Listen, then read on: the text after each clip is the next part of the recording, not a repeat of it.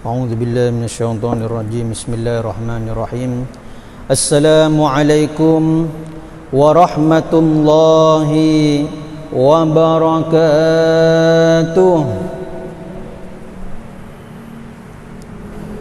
الحمد لله الذي جعلني وإياكم من أمة سيدنا محمد، فجعل نبينا محمدا اعترافه بأننا أمته محمد، وجعلنا الله وإياكم من خيار أمة سيدنا محمد بحق سيدنا محمد وآل سيدنا محمد وذرية سيدنا محمد.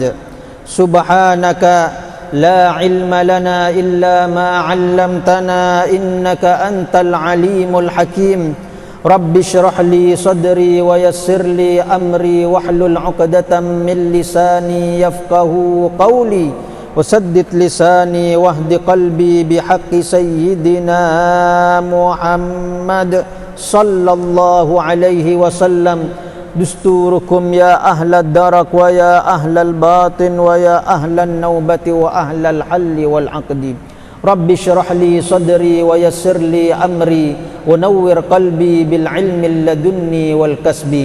اللهم صل على سيدنا محمد الفاتح لما أغلق والخاتم لما سبق ناصر الحق بالحق والهادي إلى صراطك المستقيم وعلى آله حق قدره ومقداره العظيم. أما بعد. Al-muhtaramin wal mukarramin, para alim ulama, para asatidah dewan guru, para sesepuh ayahanda dan ibunda, semoga dipanjangkan umur dalam taat kepada Allah dan Rasulnya. Wabil khusus seluruh jajaran pengurus Masjid Besar, Masjid Agung At-Taqwa Kelandasan, semoga Allah Subhanahu wa ta'ala yang membalas mereka semua dengan ganjaran surganya, dan juga yang ikut berpartisipasi dalam rangka memakmurkan ini Masjid Agung At-Taqwa dengan ibadahnya dan juga dengan menghadiri majlis-majlis ta'limnya. Semoga Allah Subhanahu wa ta'ala yang membalas mereka semua dengan rezeki yang halal, banyak serta barokah. Dan yang paling terutama lagi tentunya jamaah majlis ta'lim, majlis zikir di Masjid Jami Agung At-Taqwa. Semoga dengan kehadiran kita di majlis ta'lim ini Allah Subhanahu wa ta'ala menjauhkan diri kita, menjauhkan istri kita dan anak-anak kita semuanya, serta keturunan kita dan keluarga besar kita semua dari virus corona, dari COVID-19, dari Kif-19, dan dari penyakit-penyakit yang lainnya, musibah-musibah, bencana, malapetaka, semua semoga dijauhi untuk kita dan keluarga besar kita. Dan semoga Allah Subhanahu wa ta'ala segera mengangkat Kif-19 dari kota Balikpapan beriman, dan juga Allah angkat dari negara Indonesia tanah air kita, dan juga Allah angkat dari negara-negara yang lainnya, sehingga kita menjadi hamba-hambanya yang mau mensyukuri nikmat besar dari Allah Subhanahu wa ta'ala, dan dijadikan kita semua hamba-hambanya yang betul-betul mensyukuri segala limpahan nikmat karunia-Nya, sehingga harapannya dengan modal banyak mensyukur kepada nikmat-nikmat Allah tersebut, harapannya Allah kumpulkan kita kelak di dalam surganya dengan manusia yang paling bersabar, hamba Allah yang paling banyak bersyukur. Beliaulah Kanjeng Nabi besar Muhammad sallallahu alaihi wasallam, bi ghairi hisabin fi khairin wa lutfin wa afiyatin, amin ya rabbal alamin. Ma'asyiral muslimin wal muslimat, hadirin wal hadirat, mustami'in wal mustami'at, bapak-bapak, ibu-ibu jamaah majelis ta'lim di Masjid Agung At-Taqwa, waffaqani Allah wa iyyakum lil khairat. Kita masih melanjutkan tentang orang yang meremehkan sholat 5 waktu, orang yang menunda-nunda mengakhirkan sholat 5 waktu sampai keluar dari batas waktunya, dan juga orang-orang yang meninggalkan sholat 5 waktu. Yang mana hal ini disebutkan di dalam kitab Al-Kabair yang menjelaskan tentang dosa-dosa besar. Kemarin kita sudah membahas beberapa azab siksaan bagi mereka yang meninggalkan sholat 5 waktu, bagi mereka yang meremehkan sholat 5 waktu. Kemudian yang selanjutnya adalah wa ammallati tusibuhu indal maut. Adapun siksaan orang yang meremehkan sholat 5 waktu yang akan menimpanya sebelum ketika dia mati, ketika dia dalam keadaan naza' atau sakaratil maut, ruh masih ada tapi hendak dicabut oleh malaikat Israel ala nabiyyina wa alaihi afdalus salati wassalam. Yang pertama, fa innahu yamutu dzalilan. Orang yang meremehkan sholat, orang yang menunda-nunda waktunya sholat sampai keluar dari batasnya, atau yang meninggalkan sholat, dia akan mati dalam keadaan terhina. Na'udzubillahi min dzalik. Mati dalam keadaan terhina, misalnya dia menjambret atau dia begal, mencuri atau merampok sepeda motor seseorang, akhirnya tertangkap basah, dipukuli sampai tewas. Inilah mati dalam keadaan terhina. Matinya dalam keadaan melakukan dosa besar, pencurian, perampokan, dan matinya sangat mengerikan. Dipukul, ditampuk batu, ditendang, dan seterusnya oleh masyarakat. Na'udzubillahi min dzalik. Atau mati lagi pesta miras, minuman keras, narkoba, sabu-sabu. Na'udzubillahi min dzalik. Matinya mati terhina. Di dunia terhina, dari segi akhirat juga terhina. Mati lagi asik-asik kencan dengan selingkuhannya, bukan istrinya, istri orang lagi. Atau lagi asik berzina, na'udzubillahi min dzalik. Dicabut nyawanya. Memangnya pernah terjadi, Ustaz? Pernah terjadi. Suami keluar rumah, biasa keluarnya lama, maka dia itu sudah saling cinta mencintai dengan tetangganya yang juga sama-sama sudah bersuami istri. Na'udzubillahi min dzalik. Ini pentingnya kita jaga istri kita untuk jangan membuka auratnya, tidak pakai kerudung sehingga dilihat oleh tetangga. Lah akhirnya cilok. Apa cilok? Bukan Salome. Cilok, cinta lokasi akhirnya. Yang pada akhirnya na'udzubillahi min dzalik, yang suami ini sudah punya istri, yang istri sudah punya suami, kebetulan kedua-duanya pasangan mereka masing-masing keluar dari rumah dan telah meyakini bahwasanya mereka keluar akan bakal lama, maka setelah keluar mereka pun akhirnya mohon maaf berzina. Subhanallah, kebetulan istri yang selingkuh ini suaminya rupanya ada sesuatu hal sehingga dia balik cepat.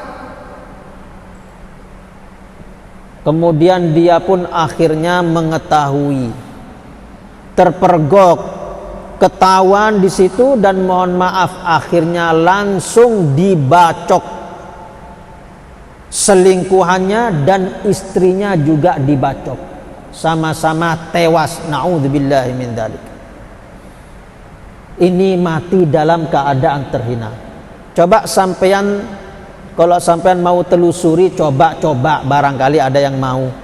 Orang-orang yang meninggal lagi mencuri, lagi pesta narkoba, lagi berzina, dan lain-lain sebagainya dari aneka ragam maksiat yang mereka lakukan, dan dia mati dalam saat itu juga. Coba sampean tanya keluarganya, mereka rajin sholat 5 waktu apa enggak? Coba tanyain. Khawatir. Ya enggak semuanya ya, enggak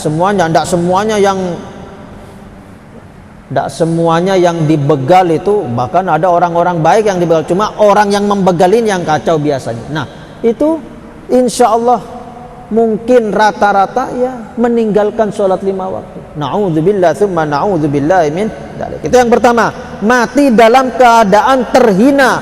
Di dunia dia terhina, matinya lagi narkoba, lagi miras, lagi berzina, lagi membegal, menjambret, merampok, dan seterusnya. Di segi akhirat juga dia dalam keadaan bermaksiat kepada Allah. Bahkan na'udzubillahi min dzalik, ada juga orang itu, mohon maaf, kurang lebih mungkin tidak sampai seminggu dia berganti agama. Asalnya agama Islam, ganti agama non-muslim. Tidak lagi menyembah Allah yang satu, yang esa, tapi menyembah selain Allah Azza wa Jalla. Kurang seminggu berganti agama, kemudian meninggal dunia. Ujung-ujungnya khawatirnya apa yang terjadi? Rupanya dia jarang sholat. Bahaya. Orang yang meremehkan dosa besar seperti sholat 5 waktu ini, jika suka ditinggalkan, meremehkan, khawatir ya matinya dalam keadaan terhina seperti ini. Na'udzubillah tsumma na'udzubillah min dzalik. Wa tsaniyah yamutu ja'ian. Yang kedua, dia matinya itu dalam keadaan lapar, yang sangat lapar, yang luar biasa, lapar sekali. Walaupun barusan sudah makan Ustaz 3 piring, walaupun, karena memang dia disiksa. Mau meninggalnya, mau dicabut ruhnya dari jasadnya, dari tubuhnya, memang disiksa seperti itu, dalam keadaan lapar yang luar biasa. Na'udzubillahi min dzalik. Watsalitsa, dan yang ketiga, yamutu atasyanan. Dia mati dalam keadaan dahaga yang luar biasa, haus yang sangat. Jadi haus, sudah lapar, haus. Walau suqiya biharud dunya ma rawiya min atashi.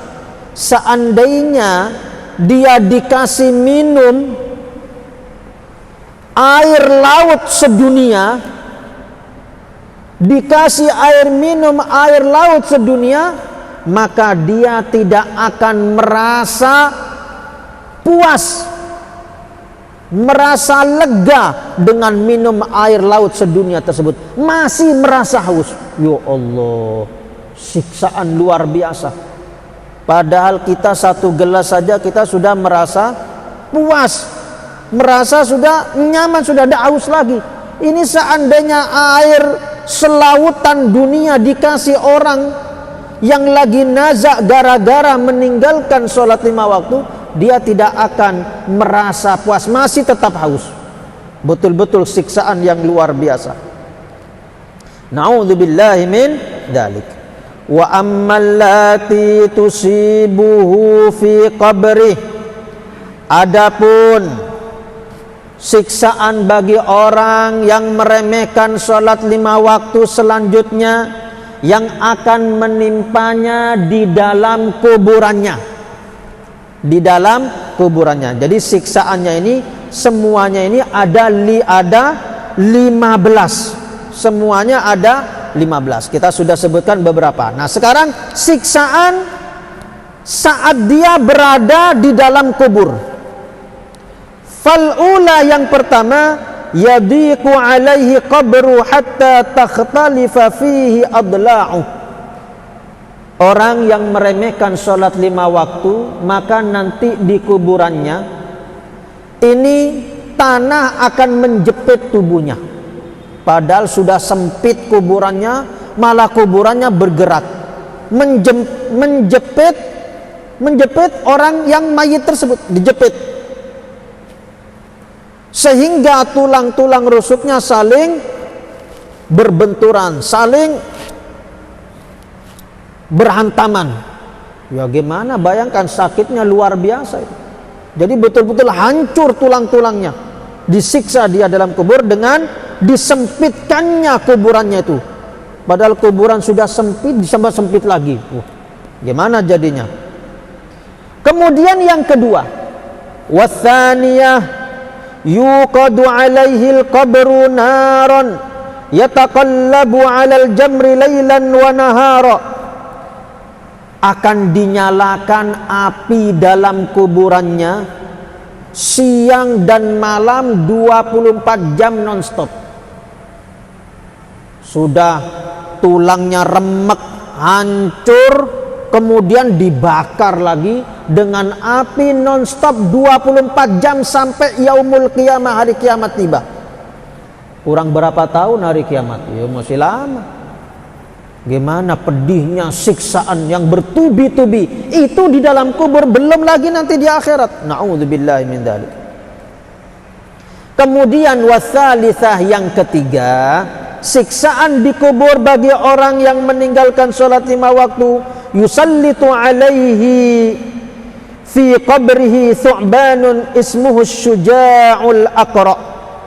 Allah subhanahu wa ta'ala akan mengirim seekor ular besar namanya Asy-Syuja'ul Aqra. Namanya Asy-Syuja'ul Aqra. Ainahu min narin. Kedua mata Asy-Syuja'ul Aqra, ular tersebut, kedua matanya itu dari api.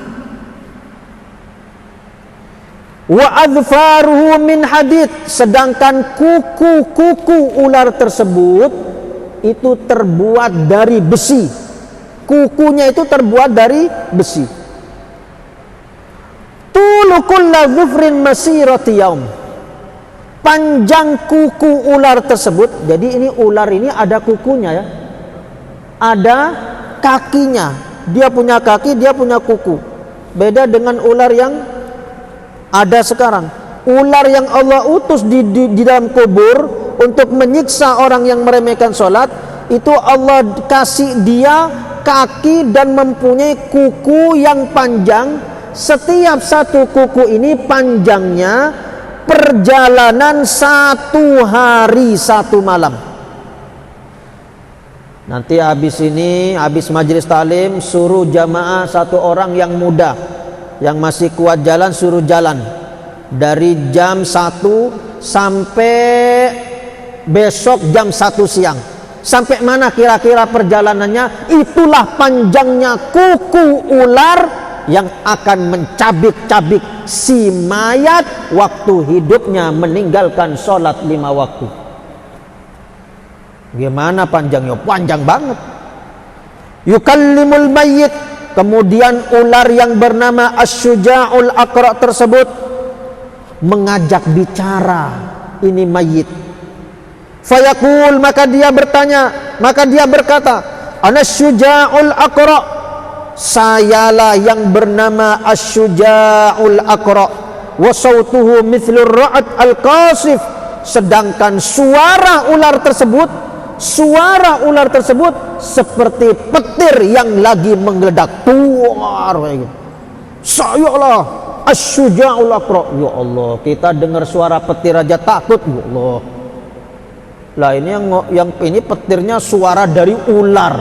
Yang ularnya mengerikan sekali, punya kuku panjangnya sepanjang 1 hari perjalanan. Yaqulu, ular tersebut lanjut berkata, Amarani Rabbi an adribak. Allah memerintahkan saya untuk menyiksamu. Ala tadyi'i salati subh ila tulu'i syamsi. Karena sebab kamu mengundur-ngundur waktu sholat subuh sampai terbitnya matahari. Ingat, sholat subuh itu waktunya habis tak kala terbit matahari. Lah ini orang, dia sholat subuh, cuma sholatnya subuhnya itu setelah terbit matahari, namanya qodoan. Sengaja dia tidur aja, nanti aja sholatnya jam 6:30 aja, lah sudah habis waktunya. Sholat 6:30 sudah habis waktunya.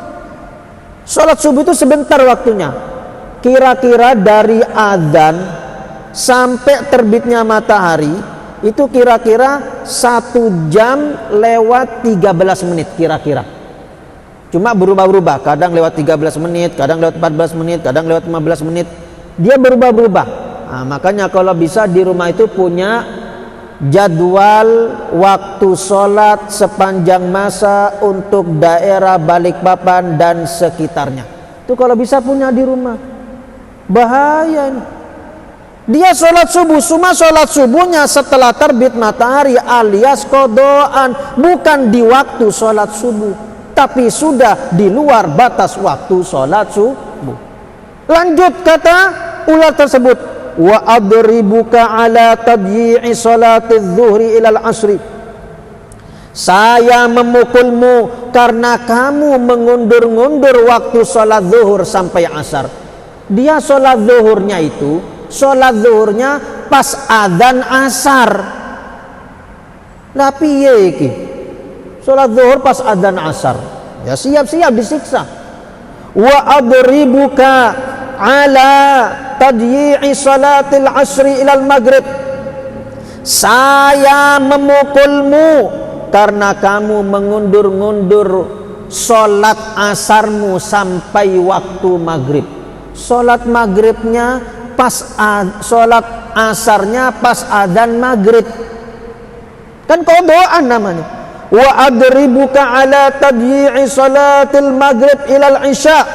Dan saya menyiksamu karena kamu mengundur-ngundur sholat maghrib sampai kamu sholatnya di waktu isya.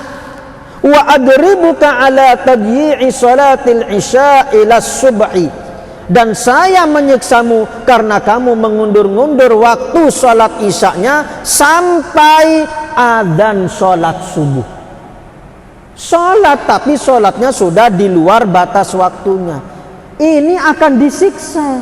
Padahal sholat, apalagi nggak sholat, ya nggak usah ditanya. Makanya kata sebagian ulama tafsir di dalam surat Al-Ma'un, ara'aita alladhi yukadzibu biddin fadzalika alladhi yad'ul yatim wa la yahuddu ala ta'amil miskin fawailul lil musallin alladhina hum an salatihim sahun. Maka neraka wail bagi orang-orang yang sholat, yang dalam sholat mereka lalai. Apa yang dimaksud ini? Menurut sebagian ulama tafsir, ay ta'khiru awqatis sholawat ila khariji awqatiha, yaitu menunda-nunda waktu sholat 5 waktu sampai keluar dari batas waktunya. Sholat cuma sholatnya qodoan, sengaja diundur. Mau sholat zuhurnya kapan? Nanti asar aja. Kapan sholat asarnya? Nanti maghrib aja. Orang yang seperti ini bisa masuk neraka, apalagi yang nggak sholat. Fakullama darabahu darbatan yaghusu fil ardi sab'ina dira'an. Setiap kali ular tersebut memukul ini tubuh si mayit, maka tubuh si mayit akan melesak masuk ke dalam bumi 70 hasta. 70 hasta. Mungkin dari sini sampai pintu gerbang pagar Masjid Agung At-Taqwa mungkin. Masuk ke dalam. Sekali pukul itu. Lah pukulannya berapa kali Ustaz? Allahu a'lam. Tidak tahu pukulannya berapa kali. 1 kali langsung melesak ke dalam bumi. Wallah. Fala yazalu fil ardi mu'adzaban ila yaumil qiyamah. Maka senantiasa orang yang mengundur-ngundur waktu sholatnya sampai keluar dari batas waktunya, dia akan terus disiksa di dalam kuburannya sampai datang hari kiamat. Na'udzubillah thumma na'udzubillahi min dzalik. Semoga Allah Subhanahu wa taala menjaga diri kita, istri kita, anak-anak dan keluarga besar kita menjadi hamba-hamba yang betul-betul rajin, istiqamah, gemar, senang untuk melaksanakan solat 5 waktu dan juga dengan berjamaah, dan juga melaksanakan solat-solat sunat rawatib, qabliyah, ba'diyah, dan juga solat sunat duha, solat sunat witir, solat sunat tahajud, dan solat-solat sunnah yang lainnya, dan dijadikan solat-solat tersebut sebagai kesenangan kita, kegemaran kita, tamasya kita, pendekatan kita kepada Allah Azza wa Jalla, sehingga kita semua kelak akan dikumpulkan di dalam surga firdausnya dengan manusia yang paling senang dengan solat,